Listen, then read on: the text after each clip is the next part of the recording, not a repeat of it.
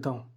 आज के इस वीडियो में अपन कक्षा 12 की जो इतिहास विषय की पुस्तक है उसका अध्ययन करेंगे और इस पुस्तक को मैंने शॉर्ट नोट्स के माध्यम से लिखा है और एक वन लाइन अप्रोच आपके सामने प्रस्तुत करने का प्रयास किया है कि किस प्रकार से आप परीक्षा के समय कम समय के अंदर आप पूरी बुक का रिवीजन कर सकते हैं। तो इस वीडियो के अंदर मैंने कहीं पर भी आपको समझाने का या ज्ञान बांटने का प्रयास नहीं किया, केवल एक वन लाइन अप्रोच है जो परीक्षा के दिनों के अंदर कम समय में आप अपना मैक्सिमम किस प्रकार से दे सकते हो उसके लिए यह वीडियो बना रहा हूँ। तो कक्षा 12 के जो विद्यार्थी हैं वो और जो किसी भी भर्ती परीक्षा की तैयारी कर रहे हैं जिसके अंदर इतिहास विषय पूछा जाता है, स्पेशली जो पीजीटी टीजीटी की एग्जाम होती हैं या जो RPSC first grade second grade third grade की जो एग्जाम होती है उनके लिए भी यह वीडियो बहुत ही महत्वपूर्ण होने वाला है। तो बिना आपका समय गंवाए मैं वीडियो शुरू करता हूं। जो पहला चैप्टर है ईंट मनके तथा अस्थियां हड़प्पा सभ्यता। इसमें देखिए पहला प्रश्न है, हड़प्पा सभ्यता की सबसे विशिष्ट पुरावस्तु कौन सी है? मोहर। हड़प्पा सभ्यता की सबसे विशिष्ट पुरावस्तु है मोहर। हड़प्पाई मोहर किससे बनाई गई थी? सैलखड़ी नामक पत्थर से बनाई जाती थी। और ये जो हड़प्पाई मोहर है इनके ऊपर क्या उत्कीर्ण किया गया था? जानवरों के चित्र और हड़प्पाई लिपि के चिन्ह। सिंधु घाटी सभ्यता को क्या कहा जाता है? हड़प्पा संस्कृति भी कहा जाता है। नेक्स्ट है, पुरातत्वविद संस्कृति शब्द का प्रयोग किसके लिए करते हैं? तो पुरावस्तुओं का ऐसा समूह जो विशिष्ट शैली का हो तथा सामान्यतः एक साथ एक विशेष भौगोलिक क्षेत्र और कालखंड से संबद्ध हो, उसके लिए पुरातत्वविद संस्कृति शब्द का प्रयोग करते हैं। हड़प्पा सभ्यता का काल कितना माना जाता है? तो 2600 ईसा पूर्व से लेकर 1900 ईसा पूर्व तक माना जाता है। नेक्स्ट है, बीसी का तात्पर्य क्या है? तो बीसी यानी ईसा पूर्व या बिफोर क्राइस्ट, और एडी से तात्पर्य क्या है? ईस्वी या एनो डोमिनी। और इन दोनों शब्दों के स्थान पर वर्तमान में बीसी के स्थान पर तो प्रयुक्त हो रहा है बीसीई यानी बिफोर कॉमन एरा, और एडी के स्थान पर जो प्रयुक्त होने वाला शब्द है वो है सीई यानी कॉमन एरा। नेक्स्ट है, हड़प्पा स्थलों से कौन कौन से अनाज के दाने मिले हैं? तो यहां से गेहूं, जौ, बाजरा, दाल, चावल, सफेद चना और तिल। तो याद कैसे करेंगे? देखो इन तीनों को जो मुख्य फसलें हैं गेहूं, जौ, बाजरा, इनको एक साथ याद करो, गेहूं, जौ और बाजरा। उत्तर भारत के अंदर अगर बात करें तो अभी वर्तमान में सबसे ज्यादा यही काम में आता है, और राजस्थान में तो बाजरा और गेहूं ये फसलें ज्यादा होती हैं। तो गेहूं, जौ, बाजरा, दाल, चावल को एक साथ याद करो, और उसके बाद में सफेद चना और तिल। तो तिल को कैसे याद करेंगे? देखो कि भाई गेहूं, जौ, बाजरा हो गया और दाल चावल हो गए, तो उसके अलावा नमकीन में क्या चाहिए आपको? तो आप क्या बनाओगे? छोले भटूरे बनाओगे। छोले किससे बनते हैं? चनों से, यानी कि सफेद चना। और मीठे में क्या बनाओगे? तिल के लड्डू। तो यहां से आपको ये फसलें याद हो जाएंगी। बाजरे के दाने कहाँ से मिले हैं? गुजरात से। और चावल के दाने अपेक्षाकृत कम मिले, यानी कि अन्य अनाजों की तुलना में चावल के जो दाने हैं वो अपेक्षाकृत कम मिले।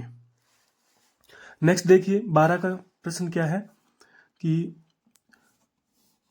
हड़प्पा स्थलों से कौन कौन से जानवरों की हड्डियां मिली हैं? तो भेड़, बकरी, भैंस, सुअर, यानी ये सब पालतू जानवर थे, इनकी हड्डियां मिली हैं। उसके अलावा वराह, हिरण और घड़ियाल जो जंगली जानवर थे इनकी हड्डियां मिली हैं। उसके अलावा मछली व पक्षियों की हड्डियां भी मिली हैं। मिट्टी के बने हल्के प्रतिरूप कहाँ से मिले हैं? बनावली जो हरियाणा में है, और जो चोलिस्तान के जो कई स्थल हैं वहां से मिट्टी के बने हल्के प्रतिरूप मिले हैं। दोहरे जुते हुए खेत के साक्ष्य कहाँ से मिले हैं? कालीबंगा राजस्थान से दोहरे जुते हुए खेत के साक्ष्य मिले हैं। और कालीबंगा से जो ये दोहरे जुते हुए खेत थे ये किस स्तर से संबद्ध हैं? आरंभिक हड़प्पा स्तर से संबंधित हैं। यानी कि जैसे आरंभिक हड़प्पा के कई स्तर थे, आरंभिक हड़प्पा, और उसके बाद में विकसित हड़प्पा, और जो उत्तरवर्ती हड़प्पा थी। तो जो दोहरे जुते हुए खेत हैं वो किसको इंगित करते हैं? आरंभिक हड़प्पा स्तरों को इंगित करते हैं। अधिकांश हड़प्पा स्थल किन क्षेत्रों में स्थित है? तो अर्ध शुष्क क्षेत्रों में स्थित है। नहरों के अवशेष किस स्थल से मिले हैं? तो सोरतुगई है अफगानिस्तान में, वहां से नहरों के अवशेष मिले हैं।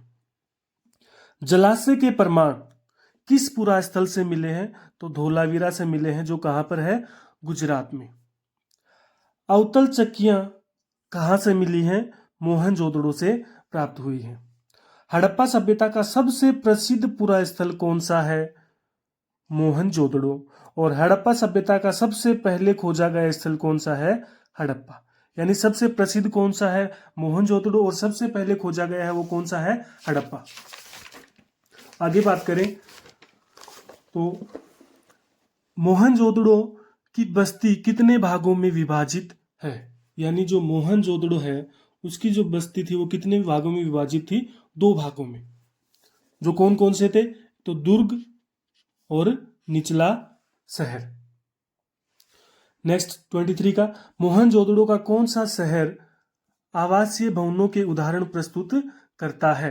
तो निचला शहर। यानी गृह स्थापत्य का उदाहरण कौन सा शहर प्रस्तुत करता है? जो निचला शहर है वो गृह स्थापत्य को दर्शाता है। गृह स्थापत्य को कौन सा दर्शाता है? निचला शहर। नेक्स्ट है कि दुर्ग की क्या क्या विशेषताएं थी? तो दुर्ग क्या होता था कि दुर्ग अपेक्षाकृत छोटा होता था निचले शहर की तुलना में, ऊंचाई पर बना था, और यानी कि कच्ची ईंटों के चबूतरों पर बना था, और दुर्ग को दीवार से घेरा गया था और पश्चिम में बना था। यानी दीवार से घेरा गया था, यानी कि इसको निचले शहर से अलग किया गया था। और इस दुर्ग में कौन रहता था? अभिजात वर्ग रहता था। यानी दुर्ग और निचले शहर की तुलना करें तो दुर्ग क्या था? छोटा था, ऊंचाई पर बना था, दुर्ग को दीवार से घेरा गया था और पश्चिम दिशा में बना था। और यहाँ पर कौन रहता था? अभिजात वर्ग रहता था। निचला जो शहर था वहां कौन रहता था? सामान्य जनता, जो अपेक्षाकृत बड़ा होता था। निचला शहर अपेक्षाकृत बड़ा होता था, और जो दुर्ग था उसके पूर्व में बना होता था, और निचला शहर भी क्या होता था? दीवारों से घेरा गया था। ये क्या थी? हड़प्पा सभ्यता की विशेषताएं थी कि दो क्या थे आपके? 2 शहर थे जिसमें एक को दुर्ग कहा जाता था और एक को निचला शहर कहा जाता था। ऐसा कौन सा हड़प्पा स्थल है जिसमें दुर्ग दीवार से नहीं गिरा था? तो वो है लोथल, गुजरात के अंदर। यानी ऐसा कौन सा हड़प्पा स्थल है जिसमें दुर्ग जो है वो दीवार से नहीं गिरा था? तो वो कौन सा है? लोथल, जो कहां पर है? गुजरात में। अब देखिए 27 का कि मोहनजोदड़ो के निचले शहर में गृह स्थापत्य के क्या क्या साक्ष्य प्राप्त हुए हैं? तो देखिए इसमें एक तो भूमि तल पर बनी दीवारों में खिड़कियां नहीं है। यानी कि जो निचले फ्लोर, जो नीचे नीचे का जो फ्लोर था, भूमिगत जो तल था, उसके ऊपर जो दीवारें थी उसके अंदर खिड़कियां नहीं है।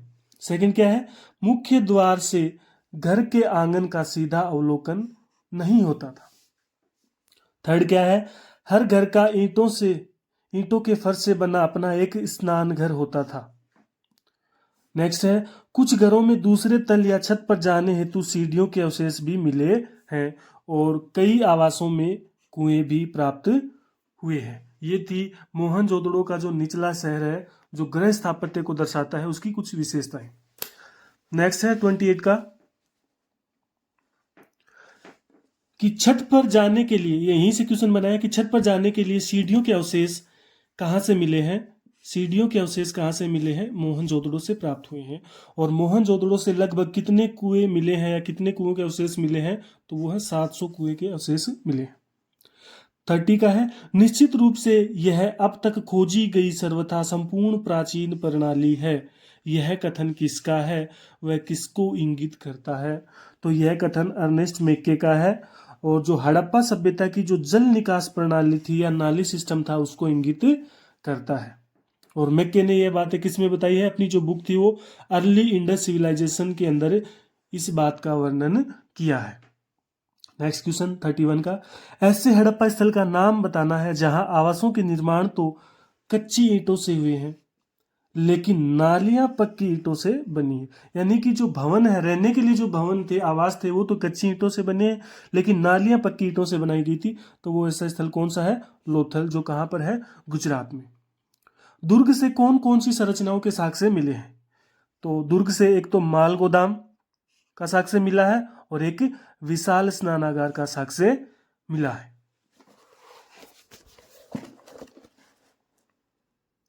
नेक्स्ट है 33 का कि मोहनजोदड़ो के दुर्ग की संरचना माल गोदाम के कौन से हिस्से शेष हैं। यानी जो माल गोदाम मोहनजोदड़ो से प्राप्त हुआ है उसके कौन से हिस्से भी बचे हुए हैं, तो उनमें से बचा हुआ है कि ईंटों से बने केवल निचले हिस्से शेष हैं, जबकि संभवतः लकड़ी से बने ऊपरी हिस्से बहुत पहले ही नष्ट हो गए थे। यानी कि केवल निचले हिस्से ही बचे हैं जो ईंटों से निर्मित किए गए थे। अब बात करें कि विशाल स्नानागार क्या था, तो विशाल स्नानागार का जो प्रयोग था वो केवल विशेष अनुष्ठानिक स्नान हेतु ही किया जाता था। अब किस प्रकार से था विशाल स्नानागार कि आंगन में बना एक आयताकार जलाशय है जो चारों ओर से गलियारे से घिरा हुआ है और जलाशय के तल तक जाने के लिए उत्तरी व दक्षिणी भाग में सीढ़ियां बनी है। देखिए यहाँ से क्वेश्चन इंपॉर्टेंट बन जाते हैं कि ऐसे पूछ सकता है कि किस भाग में सीढ़ियां बनी हुई है, तो उत्तरी और दक्षिणी भाग में सीढ़ियां बनी हुई है और जलाशय के किनारों पर ईंटों को जमाकर तथा जिप्सम के गारे के प्रयोग से इसे जलबद्ध किया गया था। नेक्स्ट है 35, विशाल स्नानागार में जलाशय के तल तक जाने के लिए किस ओर सीढ़ियां बनी थी, तो उत्तर व दक्षिणी भाग में सीढ़ियां बनी थी। नेक्स्ट, मोहनजोदड़ो दुर्ग पर माल गोदाम व स्नानागार के अलावा कौन कौन सी संरचनाएं थी, तो माल गोदाम व स्नानागार के अलावा एक तो महाविद्यालय संरचना है और एक स्तंभों वाला हॉल प्राप्त होता है। नेक्स्ट है 1980 के दशक के मध्य में हड़प्पा के कब्रिस्तान में हुए उत्खनन से क्या क्या साक्ष्य मिले हैं। कौन कौन से साक्ष्य मिले हैं। 80 के दशक में जब हड़प्पा के कब्रिस्तान को खोजा गया तो वहां से पुरुष की खोपड़ी के समीप, यानी एक पुरुष की खोपड़ी मिली है जिसके समीप क्या क्या मिला है, शंख के 3 छल्ले प्राप्त हुए हैं, जैस्पर के मनके प्राप्त हुए हैं और सैकड़ों की संख्या में सूक्ष्म मनकों से बना आभूषण प्राप्त हुआ है।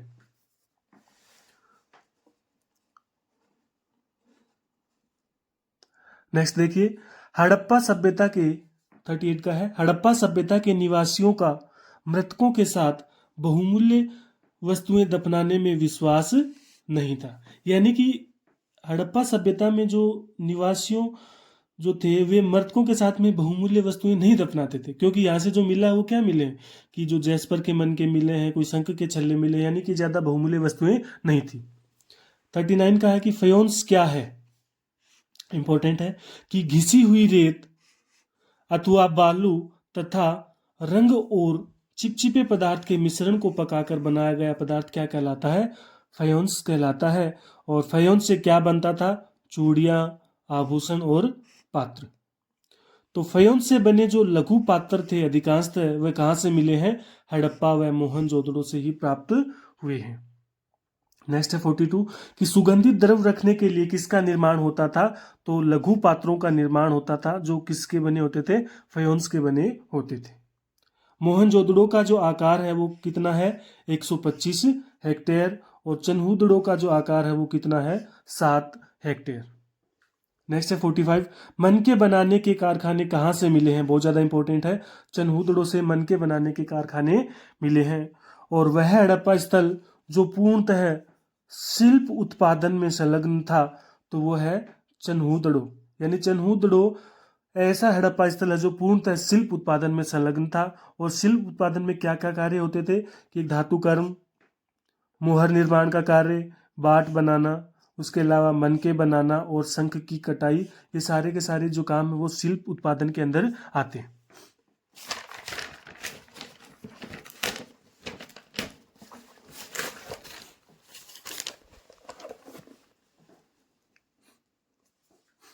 अब नेक्स्ट देखिए 47 का कि शंख शिल्प को समर्पित केंद्र कौन से थे।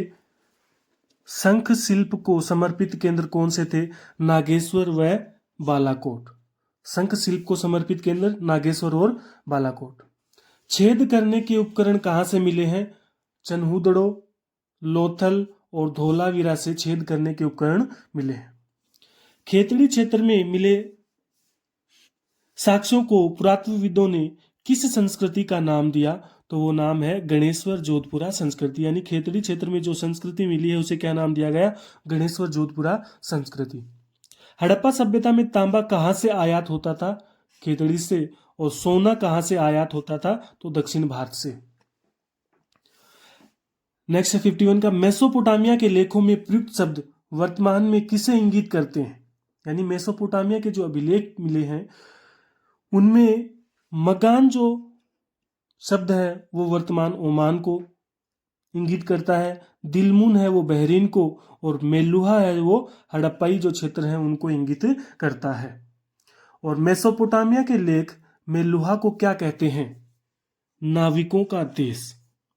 यानी मेसोपोटामिया के लेख मेलुहा को क्या कहते हैं? नाविकों का देश कहते हैं। यानी यहाँ पर जो मुहरे हैं उनके ऊपर क्या था?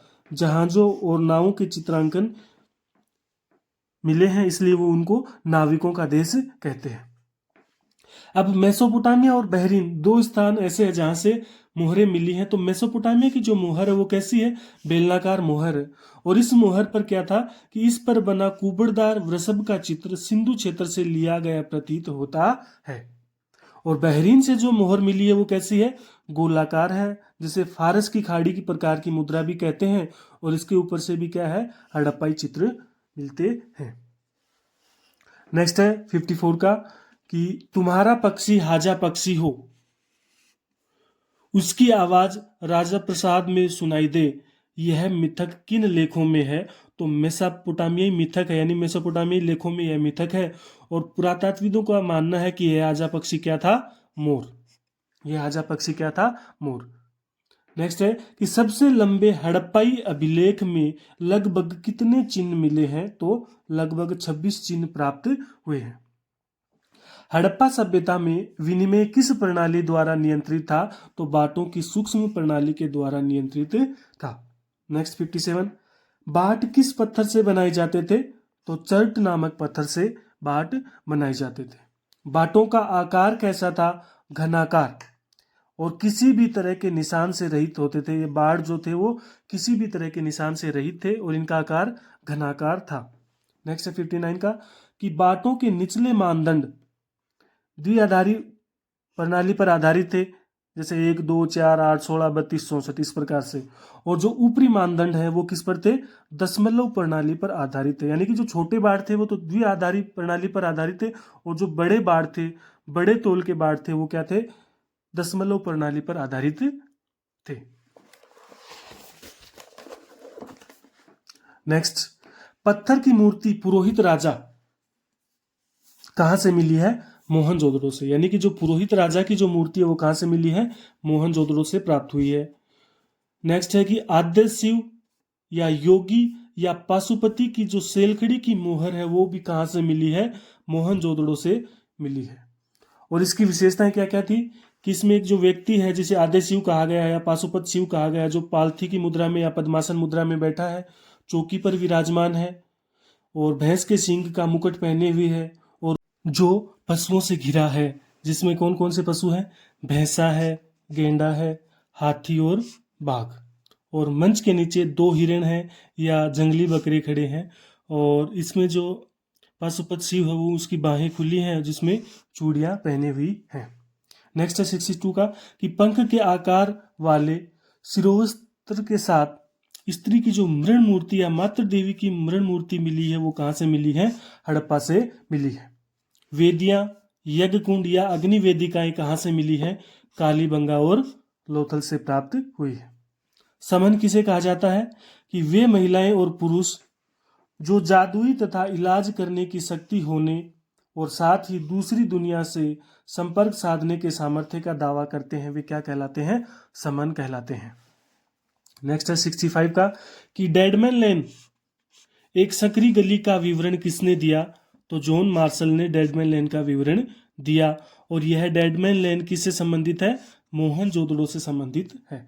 यानी कि एक ऐसी गली जहां पर अनेक प्रकार की हड्डियां प्राप्त हुई हैं, तो उसको क्या कहते हैं? डेडमैन लेन कहा। और किसने कहा? जॉन मार्शल ने कहा। नेक्स्ट है 66 का 1925 में 16 लोगों के अस्थि पंजर आभूषण सहित कहां से मिले?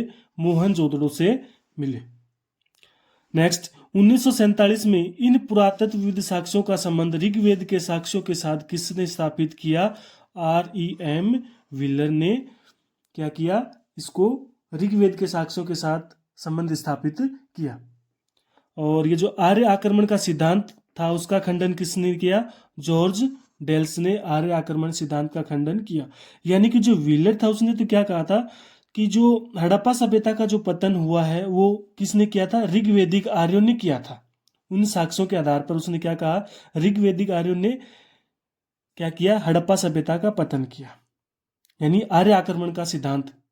और इस आर्य आक्रमण सिद्धांत का खंडन कौन करेगा? जॉर्ज डेल्स क्या करेगा? इस आर्य आक्रमण सिद्धांत का खंडन करेगा। नेक्स्ट है बुक्स, यानी कि बुक है, 4-5 बुक दी गई है इस चैप्टर के अंदर, जिसमें से पहली है Mohenjodaro and the Indus civilisation, John Marshall. किसकी है? जॉन मार्शल की। Mohenjodaro and the Indus civilisation किसकी बुक है? जॉन मार्शल की। The mythical massacre at Mohenjodaro expedition, यह बुक किसकी है? जीएफ डेल्स की।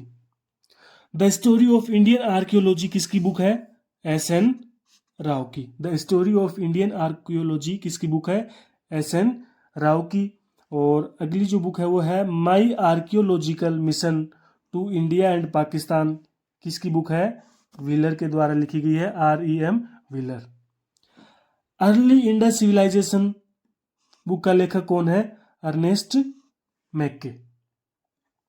69 का क्वेश्चन जो है कि मार्शल ने भारत को जहां पाया था उसे उससे 3000 वर्ष पीछे छोड़ा, यह कथन किसका है? SN राव का। नेक्स्ट है 70 का कि भारत में कार्य करने वाले पहले पेशेवर पुरातत्वविद कौन थे? तो जॉन मार्शल। पहले पेशेवर पुरातत्वविद कौन थे? John Marshall.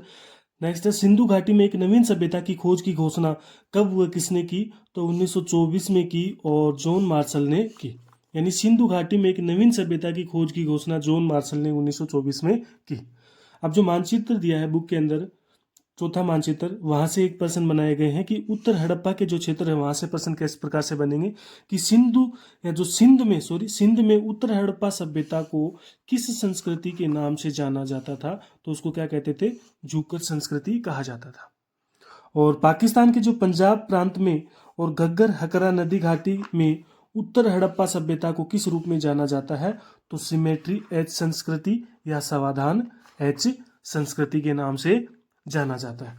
एक बार फिर से बता देता हूं कि ये वन लाइनर अप्रोच है, केवल एग्जाम समय के अंदर आप कम समय में जल्दी से जल्दी किस प्रकार से आप रिवीजन कर सकते हो।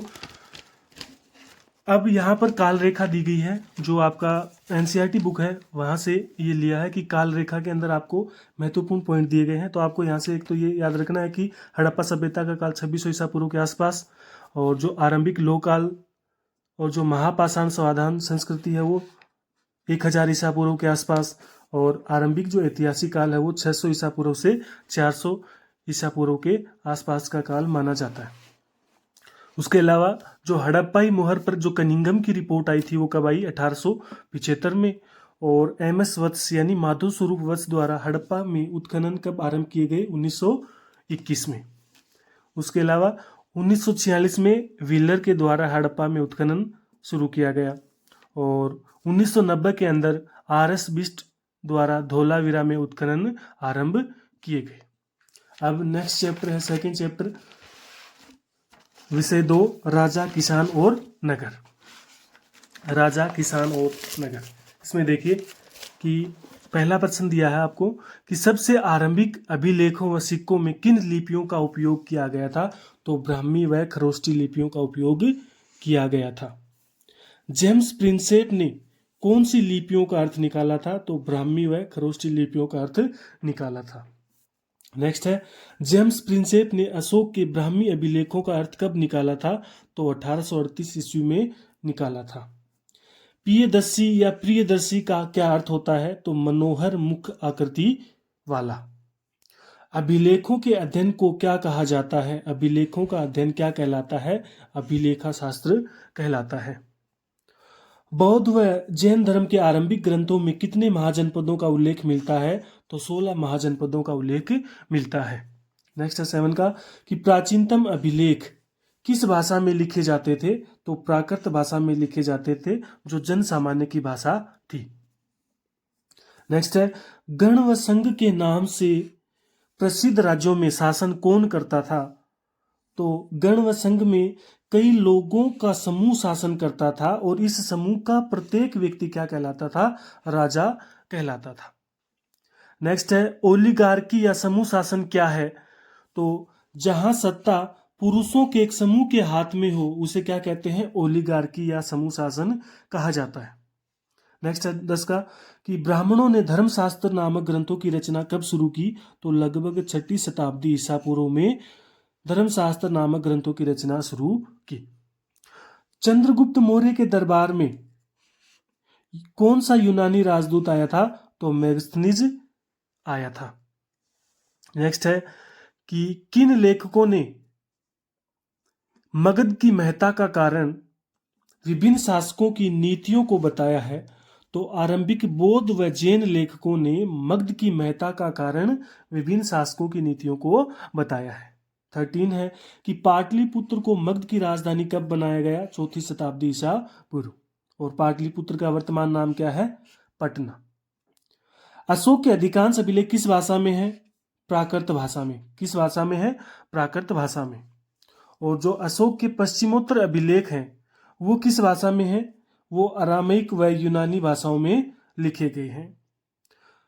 और नेक्स्ट है 17 का कि अफगानिस्तान में मिले अशोक के अभिलेखों में, यानी कहां पर? अफगानिस्तान में मिले अशोक के अभिलेखों में किन लिपियों का उपयोग किया गया था? तो यूनानी व अरामिक लिपियों का उपयोग किया गया था। यानी जो पश्चिमोत्तर भारत के जो अभिलेख हैं अशोक के, वहां पर अरामिक और यूनानी भाषा और इन्हीं लिपियों का उपयोग ज्यादा मिलेगा। अब बात करें कि वो 16 महाजनपद कौन से थे और वो राजधानियां कौन कौन सी थी उनकी? तो अंग महाजनपद का नाम है और इधर लिखा हुआ राजधानी का नाम। तो अंग की राजधानी चंपा, मगध की राजधानी राजगीर या राजगृह, काशी की राजधानी वाराणसी, वत्स की राजधानी कौशाम्बी, वज्जी की वैशाली, कौशल की श्रावस्ती और अवंती की उज्जैनी।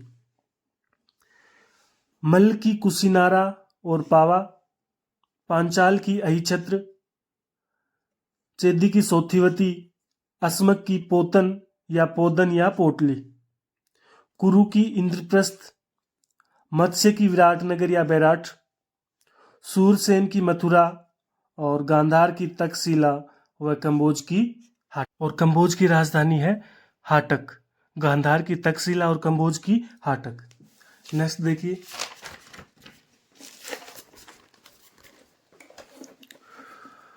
मौर्य साम्राज्य का संस्थापक कौन था? तो चंद्रगुप्त मौर्य और लगभग 321 ईसा पूर्व। नेक्स्ट है चंद्रगुप्त मौर्य का राज्य पश्चिमोत्तर में कहां तक फैला हुआ था? तो अफगानिस्तान व बलूचिस्तान तक। नेक्स्ट कलिंग पर विजय किस मौर्य शासक ने प्राप्त की? अशोक ने प्राप्त की। जब देवानाम प्रियदर्शी ने अपने शासन के 8 वर्ष पूरे कर लिए तो उन्होंने कलिंग पर विजय प्राप्त की, जिसे आधुनिक उड़ीसा या ओडिशा के नाम से भी जाना जाता है। यानी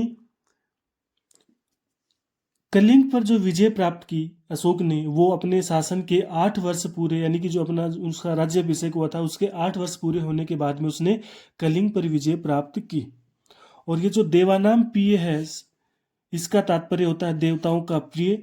और जो ये प्रियदर्शी लिखा हुआ है वो देखने में सुंदर या मनोहर मुख आकृति वाला। तो अभिलेखों में अशोक द्वारा अपनाई गई उपाधियां हैं कौन सी? देवानाम प्रिय और प्रियदर्शी। नेक्स्ट है कि अशोक ने किसके माध्यम से धम्म का प्रचार किया? तो अभिलेखों के माध्यम से धम्म का प्रचार किया। और इस धम्म प्रचार के लिए किस अधिकारी की नियुक्ति की?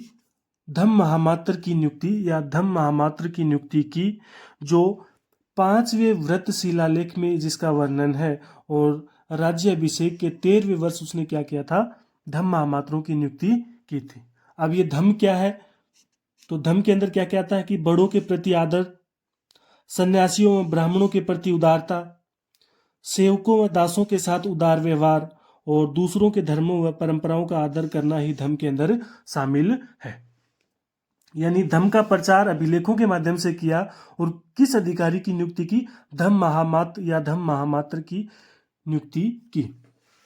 अब जो मानचित्र है एनसीईआरटी की बुक में जिसमें अशोक के अभिलेखों का विवरण है, तो उसमें जो बताया गया है कि जो महाशिलालेख दिए गए हैं, लघु शिलालेख दिए गए हैं और स्तंभ शिलालेख दिए गए हैं, जिसमें से मैंने यहाँ केवल महाशिलालेख या वृत्त शिलालेखों को लिखा है कि कहाँ कहाँ से प्राप्त हुए हैं। तो एक तो कांधार से मिला है, जो वर्तमान में कांधार जिला अफगानिस्तान में, और पाकिस्तान से दो जगहों से, एक तो मानसेहरा जो हजारा जिले के अंदर है, और एक शहबाज गड्डी जो पेशावर जिले में है। ये दोनों कहाँ पर है? पाकिस्तान में। कालसी या कालसी का जो वृत्त शिलालेख है वो कहाँ से है? देहरादून यानी उत्तराखंड से। गिरनार का जो वृत्त शिलालेख है वो कहाँ पर है? जूनागढ़ गुजरात में। सोपारा ठाणे जिला महाराष्ट्र। और जोगढ़ जो है वो कहाँ पर है? गंजम उड़ीसा में। सन्नती जो है वो कहाँ पर है? गुलबर्गा कर्नाटक। और शिशुपालगढ़ जो है वो कहाँ से है? धौली से 3 मील दूर स्थित है शिशुपालगढ़, उड़ीसा में। नेक्स्ट देखिए 25 का, कि मौर्य साम्राज्य के 5 प्रमुख राजनीतिक केंद्र कौन कौन से थे? 5 प्रमुख राजनीतिक केंद्र थे, जिनमें से सबसे महत्वपूर्ण था वो था इनकी राजधानी पाटलिपुत्र। सबसे महत्वपूर्ण राजनीतिक केंद्र कौन सा था? पाटलिपुत्र। उसके अलावा 4 प्रांतीय केंद्र और थे, वो कौन कौन से थे? तक्षशिला, उज्जैनी, तोसली और सुवर्णगिरी, यानी कि जो जिसे क्या कहा जाता है? सोने के पहाड़। ये 4 तो क्या थे? प्रांतीय केंद्र थे। और जो सबसे महत्वपूर्ण राजनीतिक केंद्र था वो क्या था? जो उसकी साम्राज्य की राजधानी थी पाटलिपुत्र, वो। नेक्स्ट है 26 का, कि सबसे जो लंबी दूरी वाले महत्वपूर्ण व्यापार मार्ग पर स्थित केंद्र कौन कौन से थे? तो तक्षशिला और उज्जैनी। नेक्स्ट है, मैग्स्थनीज ने सैनिक गतिविधियों के संचालन के लिए कितनी समिति व उप समितियों का वर्णन किया? वर्णन कौन कर रहा है? मैग्स्थनीज कर रहा है। तो समिति और उप समिति, तो एक समिति का वर्णन करता है और 6 उप समितियों का वर्णन करता है। और किसके संचालन के लिए? सैनिक गतिविधियों के संचालन के लिए। यानी मैग्स्थनीज सैनिक गतिविधियों के संचालन के लिए एक समिति और 6 उप समितियों का वर्णन करता है, जिसमें से जो पहली थी वो कौन सी थी? नौसेना के संचालन वाली। सेकंड जो थी वो यातायात व खान पान के संचालन करती थी। थर्ड जो थी वो क्या थी? पैदल सैनिकों के संचालन के लिए। चौथी थी अश्वारोहियों के संचालन से संबंधित। पांचवी थी रथारोहियों के संचालन से संबंधित। और छठी थी हाथियों के संचालन से संबंधित। नेक्स्ट है 28 का, तमिलकम में कौन कौन से क्षेत्र आते हैं?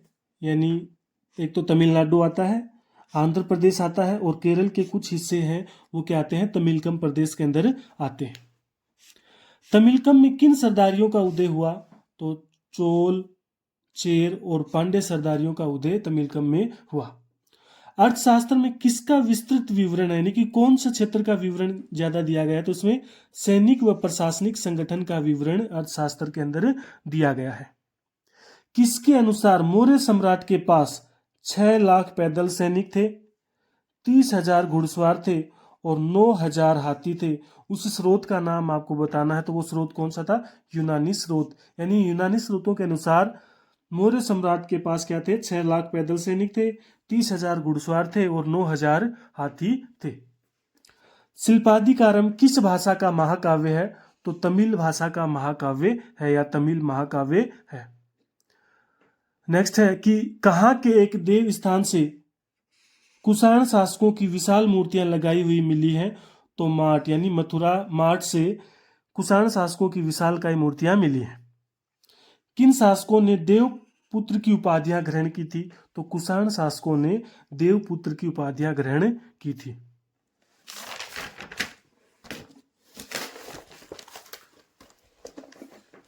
नेक्स्ट है, प्रयाग प्रशस्ति किस स्तंभ लेख के नाम से जानी जाती है?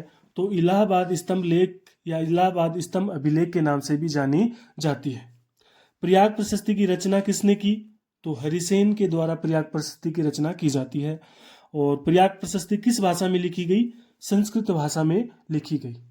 और किस गुप्त शासक का वर्णन प्रयाग प्रशस्ति करती है? तो समुद्रगुप्त का वर्णन करती है। यानी कि प्रयाग प्रशस्ति जो है वो समुद्रगुप्त का वर्णन करती है, जो संस्कृत भाषा में लिखी, हरिसेन ने लिखी, ब्राह्मी लिपि की है और चंपू शैली यानी गद्य पद्य दोनों शैलियों के अंदर वो लिखी गई है। 39 का प्रश्न देखिए, वे देवताओं में कुबेर, वरुण, इंद्र और यम के तुल्य हैं। यह कथन प्रयाग प्रशस्ति में किसके लिए प्रयुक्त हुआ है? तो समुद्रगुप्त के लिए प्रयुक्त हुआ है। 40 का प्रश्न देखिए कि सुदर्शन झील का निर्माण यानी सुदर्शन झील का वर्णन किस अभिलेख में मिलता है?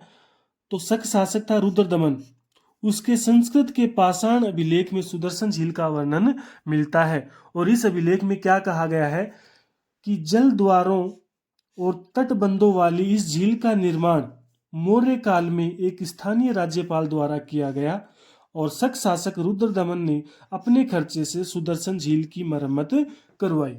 यानी जो रुद्रदमन का जो संस्कृत का पाषाण अभिलेख है उसमें ये वर्णन किया गया है कि सुदर्शन झील का निर्माण मौर्य काल के अंदर एक गवर्नर ने किया था, राज्यपाल ने किया था, और रुद्रदमन ने इसका क्या कर दिया, अपने खर्चे से क्या कर दिया, इसकी मरम्मत करवा दी, यानी कि जनता से कोई भी पैसा नहीं वसूल किया। नेक्स्ट है, यहीं से क्वेश्चन बनाया कि सुदर्शन झील की मरम्मत किस शासक। नेक्स्ट है 42 का कि एक कुटिल राजा की जनता किस प्रकार से दुखी रहती है, इस बात का वर्णन किस जातक में किया गया है? तो गणतिंदु जातक में इस बात का वर्णन किया गया है कि एक कुटिल राजा की जनता किस प्रकार से दुखी रहती है। नेक्स्ट है 6ठी शताब्दी ईसा पूर्व में जिन क्षेत्रों में भारी वर्षा होती थी वहां किस प्रकार के हलों का उपयोग किया जाता था? तो लोहे के फाल वाले हलों का उपयोग किया जाता था। नेक्स्ट है आरंभिक भारत का सबसे प्रसिद्ध विधि ग्रंथ कौन सा है? मनुस्मृति। और मनुस्मृति को कब हुए किस भाषा में लिखा गया था? तो मनुस्मृति को 200 ईसा पूर्व से 200 ईस्वी तक लिखा गया था। किस ग्रंथ में राजा को सलाह दी गई है कि सीमा विवाद ना हो इसलिए गुप्त निशान जमीन में गाड़ कर रखने चाहिए? यानी कि एक ऐसे ग्रंथ का नाम आपको बताना जिसमें राजा को यह सलाह दी गई है कि सीमा विवाद ना हो इसलिए कुछ गुप्त निशान जमीन में गाड़ कर रखने चाहिए, तो वो मनुस्मृति में बताया गया है। गृहपति कौन होता था? घर का मुखिया गृहपति कहलाता था।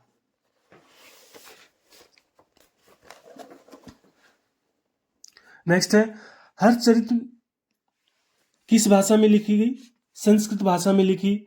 और किसकी जीवनी है? तो कन्नौज के शासक हर्षवर्धन की जीवनी है। और इसका लेखक कौन था? बाणभट्ट था, जो हर्ष का क्या था? राजकवि था। हर्षचरित संस्कृत भाषा में बाणभट्ट के द्वारा लिखी गई और जो हर्षवर्धन की जीवनी है। चंद्रगुप्त द्वितीय का शासनकाल लगभग रहा 375 से 415 ईस्वी तक। यानी चंद्रगुप्त द्वितीय का शासनकाल कितना है? लगभग 375 से 415 ईस्वी तक। 50 का है कि प्रभावती गुप्त कौन थी? तो गुप्त शासक चंद्रगुप्त द्वितीय की बेटी और वाकाटक शासक रुद्रसेन द्वितीय की पत्नी। नेक्स्ट है कि प्रभावती के अभिलेख में किस गांव का उल्लेख किया गया है? तो दंगुन गांव का उल्लेख किया गया है। प्रभावती गुप्त ने दंगुन गांव किसे दान में दिया था? तो आचार्य चनाल स्वामी को प्रभावती गुप्त ने दंगुन गांव को दान में दिया था। प्रभावती के अभिलेख में राज्यादेश किसने उत्कीर्ण किया था? तो चक्रदास ने वो राज्यादेश उत्कीर्ण किया था। यानी कि जिस आदेश के तहत उसने दंगुन गांव को आचार्य चनाल स्वामी को दिया था, तो यह जो राज्यादेश था यह किसने उत्कीर्ण किया था? चक्रदास ने उत्कीर्ण किया था। अग्रहार किसे कहते हैं? वह भूभाग जो ब्राह्मणों को दान दिया जाता था अग्रहार कहलाता था। उत्तरी कृष्ण मार्जित पात्र क्या थे? तो उत्कृष्ट श्रेणी के मिट्टी के कटोरे और थालियां जिन पर चमकदार कलई चढ़ाई जाती थी वे क्या कहलाते थे? उत्तरी कृष्ण मार्जित पात्र कहलाते थे। श्रेणी क्या होती थी? तो उत्पादकों और व्यापारियों का एक संघ था जो पहले तो कच्चे माल को खरीदती थी और फिर तैयार सामान को बाजार में बेचते थे। वो क्या कहलाती थी? श्रेणी कहलाती थी। नेक्स्ट, धनी व्यापारी को तमिल भाषा में क्या कहते थे? तो मसत्थुवन। क्या कहते थे? मसत्थुवन। और धनी व्यापारी को प्राकृत भाषा में क्या कहते हैं? सत्वा और सेठी। नेक्स्ट है 59 का कि शासकों की प्रतिमा और नाम के साथ सबसे पहले सिक्के किसने जारी किए थे? तो हिंद यूनानी शासकों ने। यानी शासकों की प्रतिमा और उनका नाम भी सबसे पहले किस शासकों ने जारी किया था? ऐसे सिक्के किस शासकों ने जारी किए थे? तो हिंद यूनानी शासकों ने जारी किए थे। नेक्स्ट है चांदी व तांबे के आहत सिक्के यानी जो पंचमार्क सिक्के थे, आहत सिक्के थे, वो सबसे पहले कब ढाले गए, वह उनको सबसे पहले कब उपयोग में लाया गया, तो 6ठी शताब्दी ईसा पूर्व में उनको उपयोग में लाया गया। प्रथम शताब्दी ईस्वी में बड़े पैमाने पर सोने के सिक्के किसने जारी किए? प्रथम शताब्दी ईस्वी में बड़े पैमाने पर और सोने के सिक्के किसने जारी किए? कुषाण शासकों ने जारी किए। नेक्स्ट है, तमिलनाडु के किस स्थल से बहुमूल्य और कम मूल्यवान पत्थरों से बनाए जाने वाले मूंगों के उद्योग के साक्ष्य मिले हैं? बहुमूल्य है लेकिन कम मूल्यवान पत्थरों पर वो बनाए गए थे, यानी कि तमिलनाडु में किस स्थल से बहुमूल्य और कम मूल्यवान पत्थरों से बनाए जाने वाले मूंगों के उद्योग के साक्ष्य मिले हैं? वो स्थान का नाम क्या था? कोडूमनाल। क्या नाम था? कोडूमनाल। पेरिप्लस ऑफ एरिथ्रियन सी की रचना किसने की थी? तो एक यूनानी समुद्र यात्री था जिसने पेरिप्लस ऑफ एरिथ्रियन सी की रचना की थी लगभग 1ली शताब्दी ईस्वी के अंदर। तो यूनानी भाषा में पेरिप्लस का अर्थ क्या होता है? समुद्री यात्रा, और एरिथ्रियन का मतलब क्या होता है? लाल सागर। नेक्स्ट देखिए,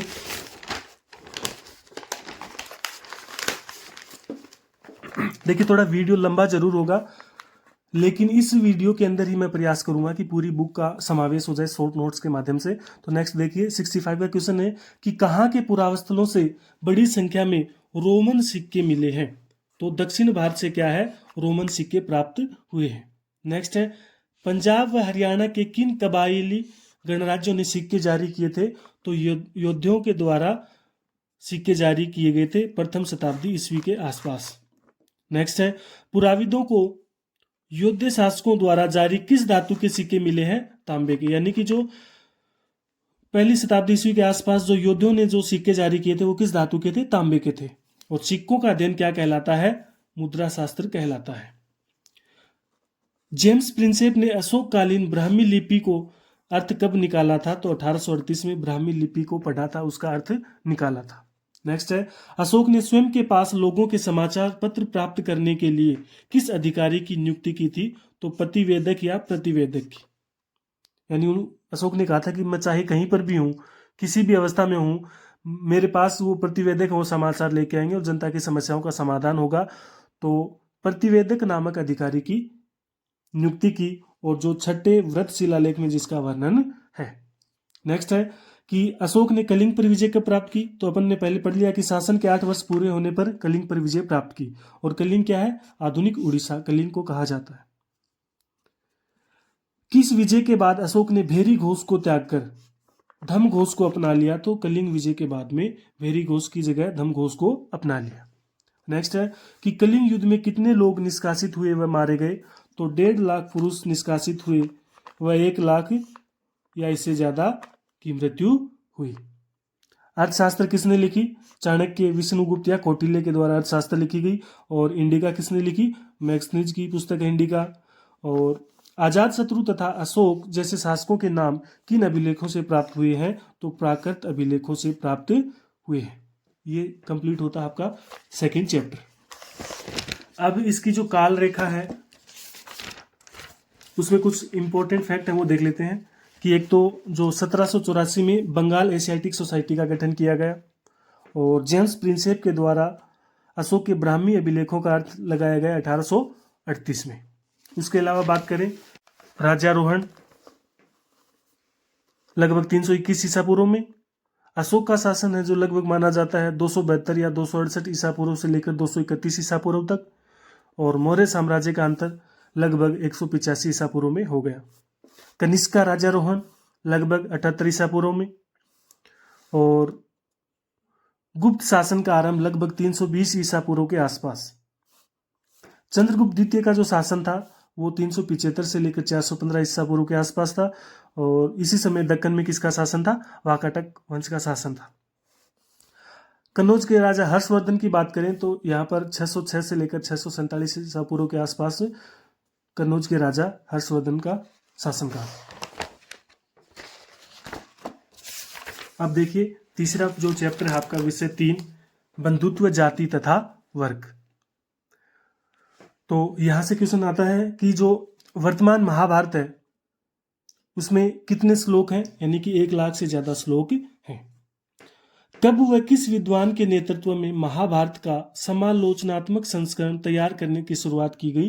तो 1919 में वी एस सुकथांकर के द्वारा समालोचनात्मक संस्करण तैयार करने की शुरुआत की गई। लगभग 47 वर्ष इसको पूरा करने में लगे। पितृवंशिता में पिता का महत्वपूर्ण धार्मिक कर्तव्य क्या बताया गया है? तो पुत्री का कन्यादान करना। कौरव और पांडव किस वंश से संबंधित थे? कुरु वंश से संबंधित थे। संस्कृत ग्रंथ में कुल शब्द का प्रयोग परिवार के लिए किया गया और जाति शब्द का प्रयोग बांधवों के बड़े समूह के लिए किया गया है। नेक्स्ट है कि महाभारत के किस पर्व में पांडवों व कौरवों के बीच संघर्ष का वर्णन है? तो आदि पर्व में। अंतर्विवाह किसे कहते हैं? तो अंतर्विवाह में वैवाहिक संबंध समूह के मध्य ही होते हैं और यह समूह एक गोत्र, कुल अथवा एक जाति या फिर एक ही स्थान पर बसने वालों का हो सकता है। इसे क्या कहते हैं? अंतर्विवाह। और बहिर्विवाह किसे कहेंगे? कि गोत्र से बाहर विवाह करने को क्या कहेंगे? बहिर्विवाह कहा जाता है। गोत्र से बाहर विवाह करने को बहिर्विवाह कहा जाता है। नेक्स्ट है धर्मशास्त्र व धर्मसूत्र विवाह के कितने प्रकारों को स्वीकृति देते हैं? तो 8 प्रकारों यानी विवाह के 8 प्रकारों को स्वीकृति देते हैं, जिसमें से 4 को उत्तम विवाह बताया गया है और 4 को निंदनीय बताया गया है। उत्तम विवाह में ब्रह्म, देव, आर्ष और प्रजापत्य, और निंदनीय में असुर, गंधर्व, राक्षस और पिशाच या पिशाच विवाह। नेक्स्ट है मनुस्मृति का संकलन कब किया गया? तो 200 ईसा पूर्व से 200 ईस्वी के बीच में मनुस्मृति का संकलन किया गया। किस उपनिषद में आचार्यों और शिष्यों की उत्तरोत्तर पीढ़ियों की सूची मिलती है, जिसमें से कई लोगों को उनके मात्र नामों से निर्दिष्ट किया गया था? तो यह सूची किस में मिलती है? बृहदारण्यक उपनिषद के अंदर मिलती है।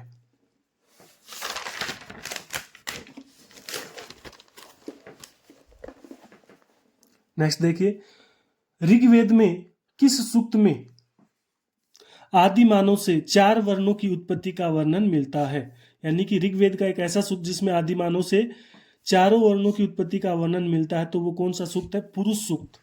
पुरुष सूक्त, जिसमें क्या बताया गया है कि मुख से तो ब्राह्मण की उत्पत्ति, भुजा से क्षत्रिय की, जंघा से वैश्य की और पैरों से शूद्र की उत्पत्ति हुई है। नेक्स्ट है ब्राह्मणीय शास्त्र या ब्राह्मण ग्रंथ मौर्यों को किस कुल का मानते हैं? तो निम्न कुल का मानते हैं। यानी कि ब्राह्मण जो ग्रंथ है वो मौर्यों को निम्न कुल का मानते हैं और जो बाद के बौद्ध ग्रंथ है वो मौर्यों को क्षेत्रीय मानते हैं। यहां से प्रश्न किस प्रकार से आएगा? अगर एबेसडे में आएगा तो ये दे देगा कि ब्राह्मण ग्रंथ मौर्यों को मानते हैं, तो ऑप्शन में दे देगा क्षेत्रीय, वैश्य, निम्न कुल, शूद्र। तो आपका आंसर होगा निम्न कुल। शक भारत में कहां से आए थे? मध्य एशिया से। और ब्राह्मण मलेच्छ व बर्बर किसे मानते हैं? तो शकों को क्या मानते हैं? ब्राह्मण मलेच्छ व बर्बर मानते थे। सातवाहन स्वयं को किस वर्ण का बताते थे? ब्राह्मण वंश का या ब्राह्मण वर्ण का बताते थे। सातवाहन स्वयं को ब्राह्मण वर्ण का बताते थे। ब्राह्मणीय सिद्धांतों के अनुसार या ब्राह्मण ग्रंथों के अनुसार वर्ण व जाति का आधार क्या था? जन्म। यानी ब्राह्मण ग्रंथों के अनुसार वर्ण व जाति का आधार क्या था? जन्म। गौतमी पुत्र श्री सतकर्णी ने कौन कौन सी उपाधियां धारण की थी? तो पहली उपाधि थी उन्होंने धारण की वो अनूठा ब्राह्मण या अद्वितीय ब्राह्मण, और दूसरी थी इनकी क्षत्रियों के दर्प का हनन करने वाला। नेक्स्ट है रेशम बुनकरों की श्रेणी का वर्णन कहां से प्राप्त अभिलेखों से मिलता है? तो मंदसौर एमपी से मिलता है। लगभग 5वीं शताब्दी ईस्वी से ये मंदसौर एमपी से मिलता है। और ये रेशम बुनकर मूलतः कहाँ के निवासी थे? लाट प्रदेश, गुजरात के। मृच्छकटिकम नाटक किसने लिखा? शूद्रक ने लिखा, लगभग 4वीं शताब्दी ईस्वी के अंदर। और मृच्छकटिकम का नायक कौन था? चारुदत्त, जो क्या था? ब्राह्मण वणिक था, ब्राह्मण व्यापारी था। चांडाल के कर्तव्यों की सूची किसमें मिलती है?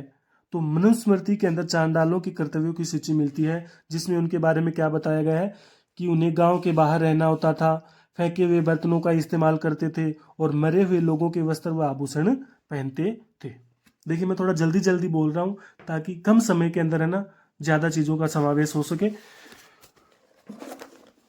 26 का देखिए, यह कथन किसका है कि अस्पृश्यों को सड़क पर चलते हुए करताल बजाकर अपने होने की सूचना देनी पड़ती थी, जिससे अन्य जन उन्हें देखने के दोष से बच जाएं। तो यह कथन किसका था? फासियन का। किसका कथन था? फासियन का। वधिक और सफाई करने वालों को नगर से बाहर रहना पड़ता था। यह विवरण किस चीनी तीर्थयात्री ने दिया था? तो स्वेन त्सांग ने। स्वेन त्सांग ने यह वर्णन दिया कि वधिक और सफाई करने वालों को नगर से बाहर रहना पड़ता था। नेक्स्ट है कि किस जातक कथा में बोधिसत्व यानी जो पूर्व जन्म के बुद्ध थे उनको एक चांडाल के रूप में चित्रित किया गया है? तो वो कौन सी जातक कथा है? मातंग जातक कथा। मनुस्मृति के अनुसार माता पिता की मृत्यु के बाद पैतृक जायदाद का बंटवारा किस प्रकार से होना चाहिए? तो मनुस्मृति के अनुसार पैतृक जायदाद का बंटवारा सभी पुत्रों में समान रूप से हो, लेकिन जो सबसे बड़ा पुत्र है, ज्येष्ठ पुत्र, वो क्या हो? विशेष भाग का अधिकारी होता था और स्त्रियां इस पैतृक संसाधन में हिस्सेदारी की मांग नहीं कर सकती थी। तो देखिए, लेकिन ज्येष्ठ पुत्र विशेष भाग का अधिकारी, इसका मतलब क्या हुआ? जैसे मान लो अगर जमीन है, 40 बीघा जमीन है, मान लो 4 बेटों में बांटना है, ठीक है, तो सबसे बड़ा बेटा उसको भी सभी को बराबर 10-10 बीघा मिलेगी, लेकिन उनमें से जो श्रेष्ठ भूमि है, जो सबसे अच्छी भूमि है, वो उसका पात्र कौन होगा? ज्येष्ठ पुत्र उसका, अर्थात विशेष भाग का अधिकारी कौन होता था? ज्येष्ठ पुत्र होता था और स्त्रियां इस पैतृक संसाधन में हिस्सेदारी की मांग नहीं कर सकती थी। नेक्स्ट है कि मनुस्मृति में पुरुषों के लिए धन अर्जित करने के कितने तरीके बताए गए हैं? तो 7 तरीके बताए गए हैं। पुरुषों के लिए धन अर्जित करने के 7 तरीके बताए, जिसमें विरासत से, खोज करके, खरीद के, विजित करके, निवेश करके, कार्य करके और सज्जनों द्वारा दी गई भेंट से 7 तरीकों से पुरुष धन प्राप्त कर सकता है। और मनुस्मृति में स्त्रियों के लिए संपत्ति अर्जन के कितने तरीके बताए हैं? 6 तरीके बताए गए हैं। नेक्स्ट है, राजा अवंती पुत्र व बुद्ध के अनुयायी कच्चन के बीच का जो संवाद है वो किस बौद्ध ग्रंथ में है? मध्यम निकाय के अंदर है। राजा अवंती पुत्र वह बुद्ध के अनुयायी कच्चन के बीच जो वार्तालाप हुई, जो संवाद हुआ, वह किस बौद्ध ग्रंथ में शामिल किया गया है? मध्यम निकाय में उल्लेखित है। नेक्स्ट है, संगम साहित्य की पद्यावली जिसमें चारणों ने अपने आश्रयदाता का चित्रण किया है, उसका नाम क्या है? पुरनारुरु। पुरनारुरु। नेक्स्ट है, महाभारत की विषय वस्तु के 2 मुख्य शीर्षक कौन से हैं? एक तो आख्यान और एक उपदेशात्मक। आख्यान क्या होता है? आख्यान में कहानियों का संग्रह है।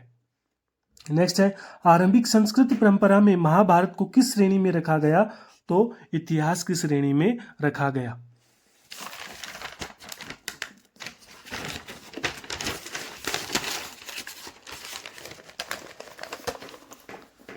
नेक्स्ट देखिए कि सूत कौन थे? तो महाभारत की मूल कथा के जो रचयिता भाट सारथी थे उन्हें क्या कहा जाता था?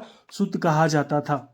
साहित्यिक परंपरा के अनुसार महाभारत के रचयिता कौन थे? ऋषि व्यास। और हस्तिनापुर गांव का उत्खनन कब व किसके द्वारा किया गया? तो 1951-52 के अंदर बीबी लाल के द्वारा किया गया। बीबी लाल को हस्तिनापुर के उत्खनन से आबादी के कितने स्तरों के साक्ष्य मिले? तो 5 स्तरों के साक्ष्य मिले, यानी कि हस्तिनापुर से 5 स्तरों के साक्ष्य मिले।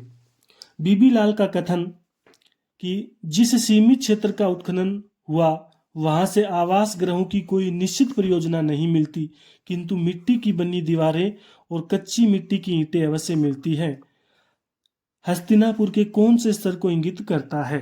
तो वह दूसरे स्तर को इंगित करता है। कुंती ओ निषादी किसकी रचना है? तो महाश्वेता देवी की रचना है। काल रेखा में देखें तो यहां से आप देखोगे कि जो प्रमुख धर्म सूत्र हैं संस्कृत के, उनको लगभग 500 से 200 ईसा पूर्व के आसपास रचा गया। और जो रामायण और महाभारत, जो संस्कृत की जो रामायण महाभारत है, उनका जो काल है वो लगभग 500 ईसा पूर्व से 400 ईस्वी तक का है। और मनुस्मृति का जो संकलन किया गया वो लगभग 200 ईसा पूर्व से लेकर 200 ईस्वी तक। और पुराणों का जो संकलन किया गया वो लगभग 200 ईस्वी से किया गया। उसके अलावा 1919 से लेकर 1966 तक जो महाभारत का जो समालोचनात्मक संस्करण तैयार किया था, ठीक है, 1919 से लेकर 1966 तक लगभग 47 वर्ष इस कार्य में लगे थे। और अब है अंतिम पाठ, अध्याय 4 है जो विचारक, विश्वास और इमारतें। तो पहला प्रश्न है इसमें कि ताजुल इकबाल तारीख भोपाल किसकी आत्मकथा है?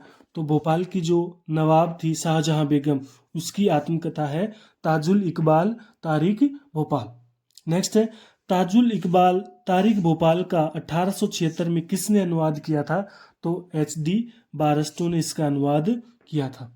किस राज्य के प्राचीन अवशेषों में सबसे अद्भुत सांची कनखेड़ा की इमारतें हैं? तो भोपाल राज्य के प्राचीन अवशेषों में सांची कनखेड़ा की इमारतें हैं। नेक्स्ट है 4 का कि फ्रांसीसियों ने सांची स्तूप के पूर्वी तोरण द्वार को फ्रांस ले जाने की अनुमति किससे मांगी थी? शाहजहां बेगम से मांगी थी। सांची के स्तूप के रखरखाव के लिए धन का अनुदान किन बेगमों ने दिया था? तो शाहजहां बेगम और सुल्तान जहां बेगम ने धन का अनुदान दिया था। नेक्स्ट है सांची में एक संग्रहालय व अतिथिशाला बनाने के लिए अनुदान किसने दिया? तो सुल्तान जहां बेगम ने अनुदान दिया। जॉन मार्शल ने सांची पर लिखे अपने महत्वपूर्ण ग्रंथों को किसे समर्पित किया? तो सुल्तान जहां बेगम को समर्पित किया। ऋग्वेद का जो रचनाकाल माना जाता है वो क्या माना जाता है? 1500 ईसा पूर्व से लेकर 1000 ईसा पूर्व तक। ऋग्वेद में किन देवताओं की स्तुति की गई है? इंद्र, अग्नि, सोम और वरुण की स्तुति की गई है। नेक्स्ट है उत्तर वैदिक काल में सरदार व राजा, यानी किस काल में? उत्तर वैदिक काल में सरदार व राजा कौन सा यज्ञ करते थे? तो राजसूय व अश्वमेघ यज्ञ करते थे। नेक्स्ट जीवन, मरण, आत्मा, पुनर्जन्म आदि का वर्णन किसमें मिलता है? तो उपनिषदों में जीवन, मरण, आत्मा, पुनर्जन्म का वर्णन मिलता है। समकालिक बौद्ध ग्रंथों में कितने संप्रदायों या चिंतन परंपराओं का उल्लेख मिलता है? 64 संप्रदायों का उल्लेख मिलता है।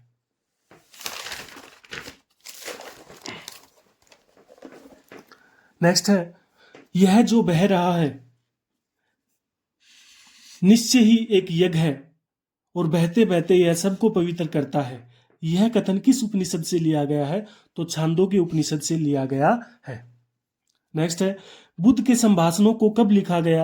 यानी बुद्ध ने जो भाषण दिए, बुद्ध की जो शिक्षाएं थी, उनके द्वारा दी गई शिक्षाएं थी, वो कब लिखी गई? तो उनके महापरिनिर्वाण के पश्चात। त्रिपिटक का अर्थ क्या होता है? 3 टोकरियां।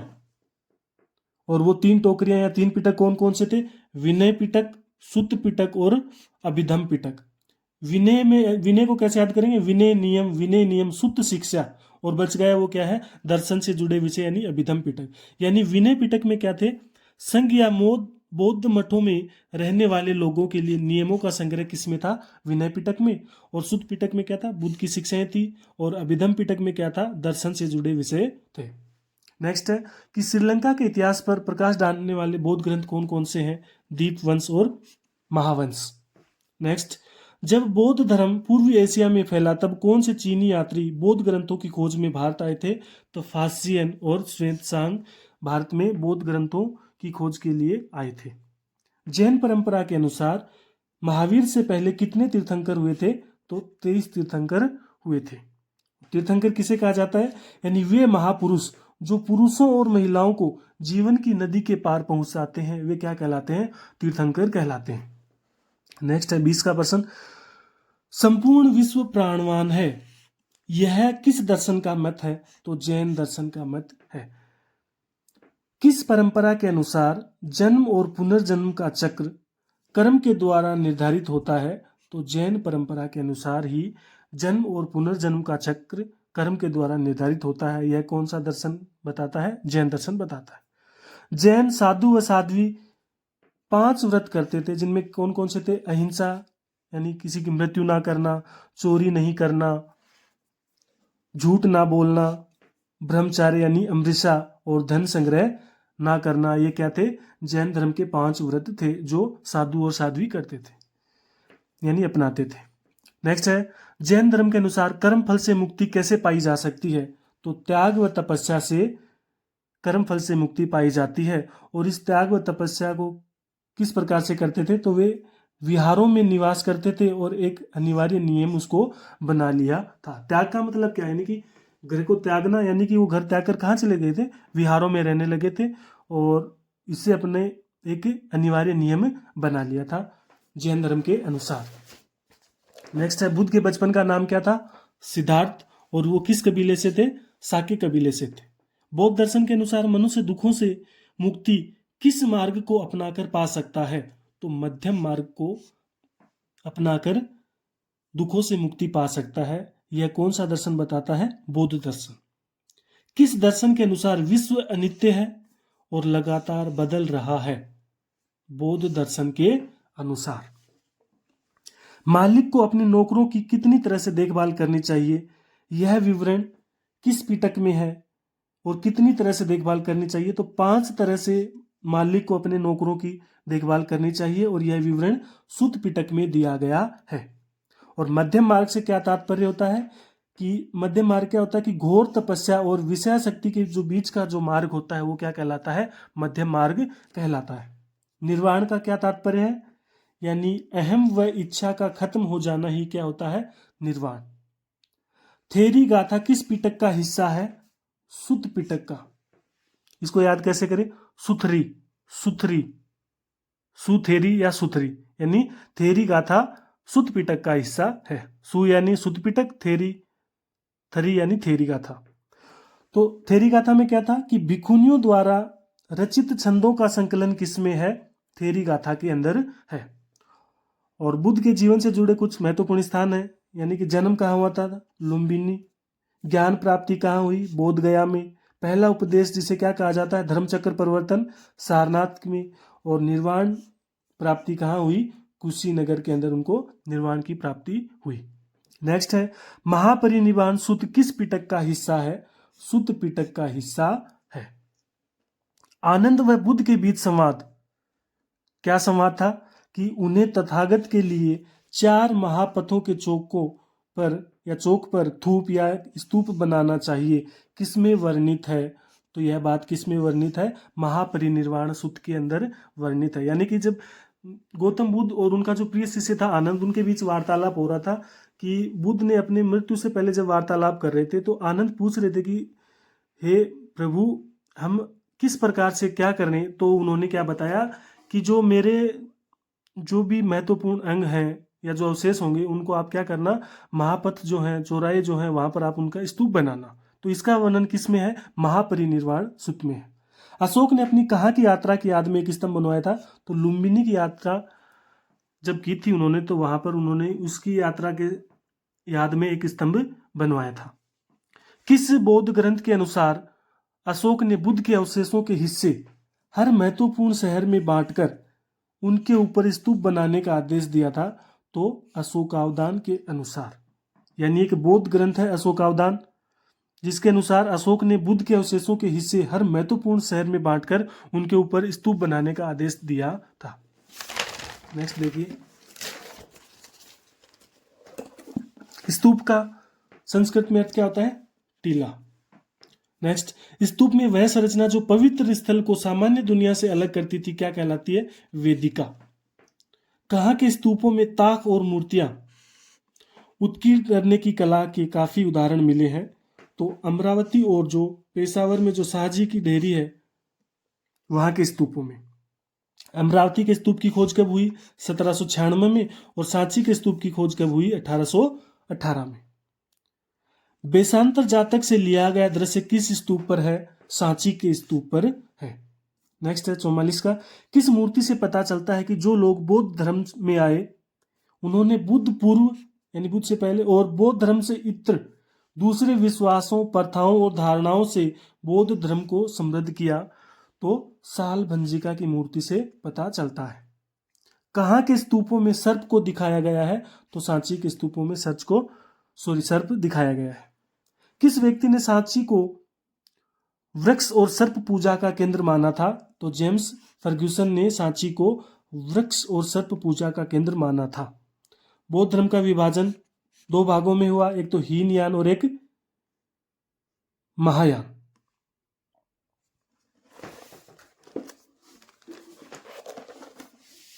अब काल रेखा के अंदर देखें तो प्रारंभिक जो वैदिक परंपराएं थी यानी जो ऋग्वैदिक काल था वो 1500 से लेकर 1000 ईसा पूर्व के आसपास था, और जो उत्तर वैदिक काल था वो 1000 से लेकर 500 ईसा पूर्व के आसपास, और जो प्रारंभिक उपनिषद, जैन और बौद्ध धर्म के जो ग्रंथ थे या जो इनकी उत्पत्ति हुई थी वो लगभग 6ठी शताब्दी ईसा पूर्व में, और महायान बौद्ध मत का जो विकास हुआ था वो लगभग 2री सदी ईसा पूर्व से आगे महायान बौद्ध मत का विकास हुआ। और जो सबसे पुराने मंदिर थे वो लगभग 3री सदी ईस्वी के हैं। इसके अलावा देखें कि अलेक्जेंडर कनिंघम ने भीलसा टॉप्स लिखी 1854 में, जो सांची पर लिखी गई सबसे प्रारंभिक पुस्तकों में से एक है। तो यहाँ से जो प्रश्न बनने की संभावना वो यही है कि भीलसा टॉप्स किसकी रचना है, अलेक्जेंडर कनिंघम की। और बुद्ध गया द हेरिटेज ऑफ शाक्य मुनि किसकी पुस्तक है, राजेंद्र लाल मित्र की। ट्रेजर ट्रोव एक्ट क्या था, यानी कि 1888 में ट्रेजर ट्रोव एक्ट का बनाया जाना। इसके अनुसार सरकार पुरातात्विक महत्व की किसी भी चीज को हस्तगत कर सकती थी। नेक्स्ट है कि 1955 में प्रधानमंत्री जवाहरलाल नेहरू ने राष्ट्रीय संग्रहालय नई दिल्ली की नींव रखी।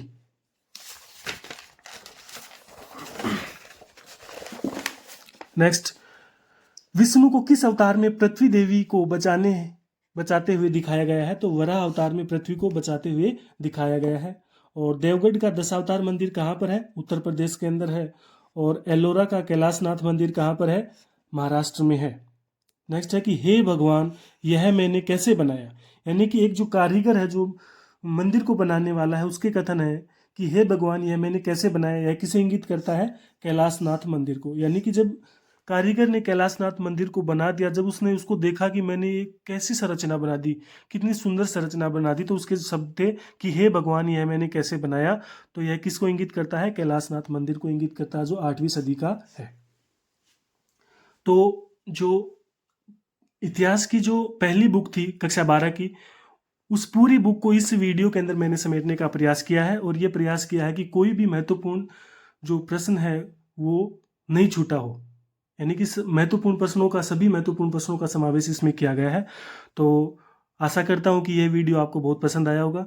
और आप अगर वीडियो पसंद आता है तो इसको लाइक कीजिएगा, शेयर कीजिएगा। और अगर आप चैनल पर नए हो तो चैनल को सब्सक्राइब जरूर कीजिएगा। धन्यवाद।